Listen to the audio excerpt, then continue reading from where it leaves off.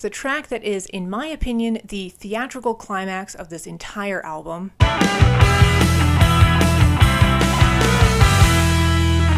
Hey everyone, I'm Molly and welcome back to my channel. In today's video, I want to talk about Pretty Hate Machine, the debut studio album from industrial rock band 9 Inch Nails. Despite the fact that this album is more than 30 years old, I think it still holds up as one of the band's best albums in my opinion, and I think it just serves as a fantastic introduction into the dark, brutal, and beautiful world that 9 Inch Nails has created with their music. Now, Pretty Hate Machine is very over the top. In fact, I could even classify it as being almost a theatrical album sometimes, that it's so over the top. But this very criticism might actually be what makes it a genius album in the first place. It's just dripping with this loud 80s angst and anger.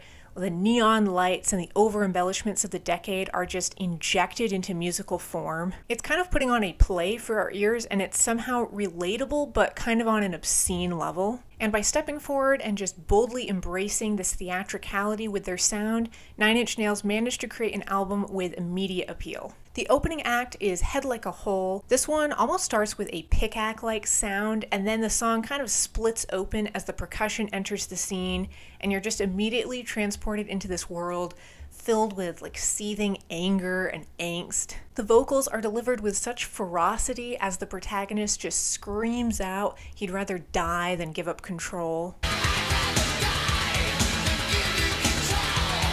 There's definitely a palpable tone of derision too on this track, kind of a mockery towards society and people in control. Overall, I just find this song to kind of sympathize with the juvenile side in all of us, especially the line, "You're gonna get what you deserve." It just sounds like something a playground bully would use to taunt someone with. You're going to get what you deserve. And then the end of the track is very fitting as it closes with kind of the sound of childlike chants going on in the background. Terrible Lie immediately begins pounding itself into our heads with just a hammering start right off the bat.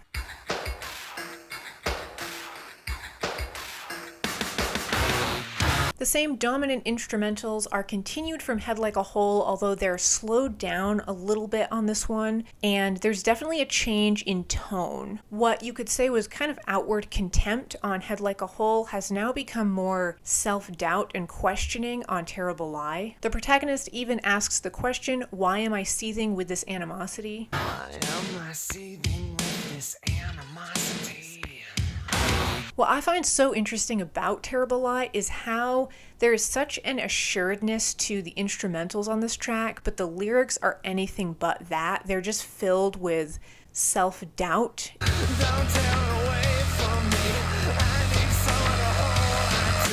Especially the line, "I'm on my hands and knees, I want so much to believe," just really illustrates the very uncertain and turbulent mindset that our protagonist is in. Track 3, Down In It, is maybe my favorite track off of Pretty Hate Machine. We kind of get a little bit of a departure from the more aggressive industrial sound of this album, and we're introduced to something more in line with, I can only describe as some kind of odd industrial hip-hop. Kinda like a cloud, I was up way up in the sky, and I was feeling some feelings you wouldn't believe. Catchy dance beats and synths create a very sharp contrast with the vocals as they describe the decay of one's sense of self. The third verse's crushing lyrics really highlight this as the protagonist solemnly states, "What I used to think of me is just a fading memory. I looked him right in the eye and said goodbye." And then a distorted version of Rain, Rain, Go Away concludes this track.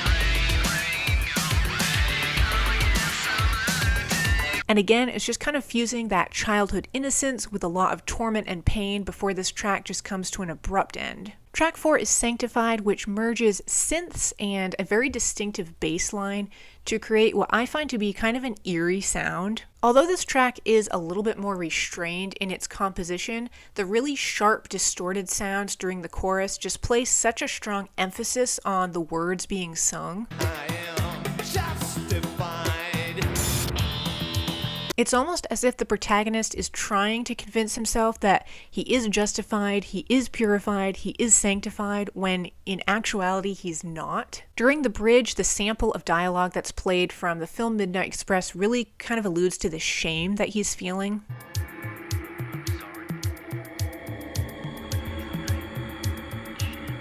With this snippet of film dialogue paired with the choir-like chanting toward the end of this track, again, it just brings about this very haunted, eerie feeling. And then just a final distorted ending to this song gradually fades into the next track, track 5, which is something I can never have. Hauntingly beautiful and simplistic, this track halfway through Pretty Hate Machine to me just feels like the eye of the storm. All of this angsty and aggressive energy on the rest of the album just rages around it, but on this one track, just the weariness and fatigue of the protagonist are really highlighted, especially as he sings out the line, "This thing is slowly taking me apart." This thing is slowly taking me apart.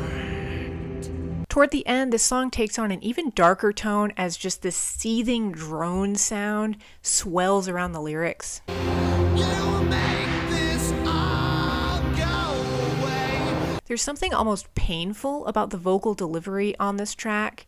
It's just like a plea for something that he can never have, and the weariness of this constant chase is finally beginning to take its toll on him. We move on to track 6, Kind of I Want To, where there is a complete tone shift from the last track. Distorted, robotic vocals at the start are quickly replaced with this sort of dance techno sound.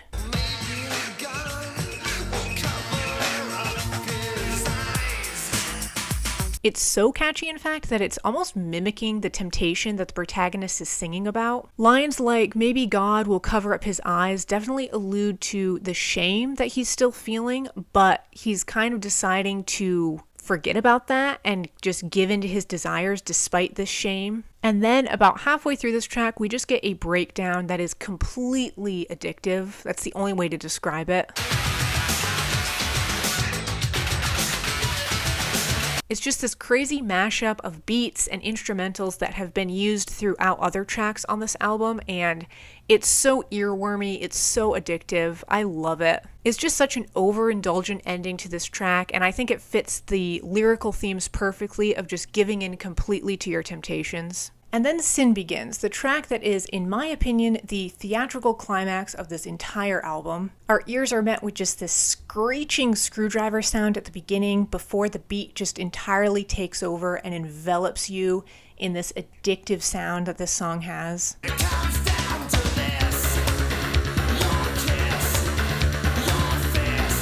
This track is just so danceable and high energy. It has a killer beat and it just sounds like it was ripped straight out of an 80s soundtrack. These instrumentals paired with an exaggerated delivery on the lyrics just make this track sound sinful to listen to, but in the best way possible. By the track's conclusion, it has just drilled a hole right into your head with its catchiness, and it is there to stay. Pounding synths open the album's 8th track with That's What I Get. As upbeat as this track may sound, it's deceptively dark and seething with self-loathing. His confidence at this point has been completely stripped away, but he acts as if he feels like he deserves it as he just screams out, "That's what I get." That's what I get. There's quite an eerie quality to this track too, especially during the bridge.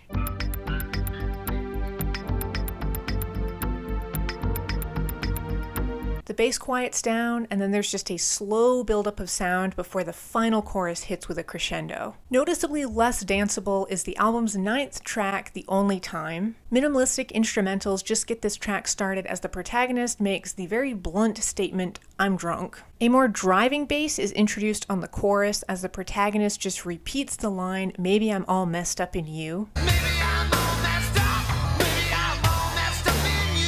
And then there's a lot of percussion going on during the bridge before we get a really cool synth breakdown on this one. The vocals too on this track definitely become more manic and just aggressive and intense as the track goes on. At the song's end, the line, "This is the only time I really feel alive," is repeated.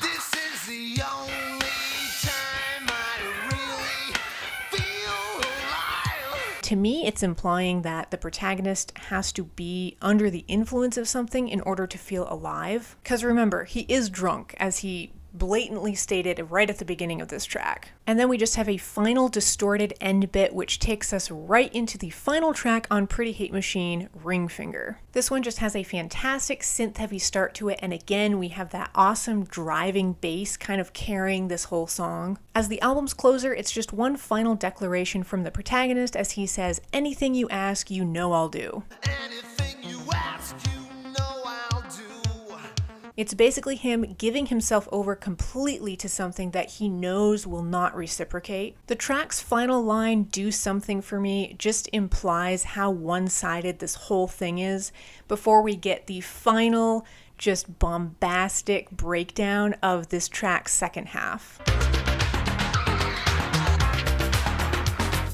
Ringfinger is one of my all-time favorite closing tracks on any album just because of this end part. It is so addictive, it's so catchy. This breakdown at the second half of this song is just fantastic in my opinion. And then finally, just some broken and distorted notes are played right at the song's end before Pretty Hate Machine comes to a close. In a world where emotions are largely squandered and frowned at, in a world where we're told to shut up and get on with things, Pretty Hate Machine just lets us vent, wallow, and dance in the magnificent glory of feeling deeply. It's a whirlwind of angst and emotion, aggression and confusion about the world, and it sets the perfect stage for understanding the dark descent that Nine Inch Nails takes on their second act, The Downward Spiral. So that is the conclusion of my little review/analysis of Pretty Hate Machine, the debut studio album from Nine Inch Nails. I love this album. I love Nine Inch Nails as a band, and I kind of wanted to play around with this little video idea, kind of just break this album down a little bit more detailed than a typical review that I do. I loved making this video. It was a blast to kind of go through and really dive deep into some of the lyrical themes on this album. Definitely let me know what you think of Pretty Hate Machine, and yeah, thank you all so much for watching. Stay tuned, and I will see you in the next video.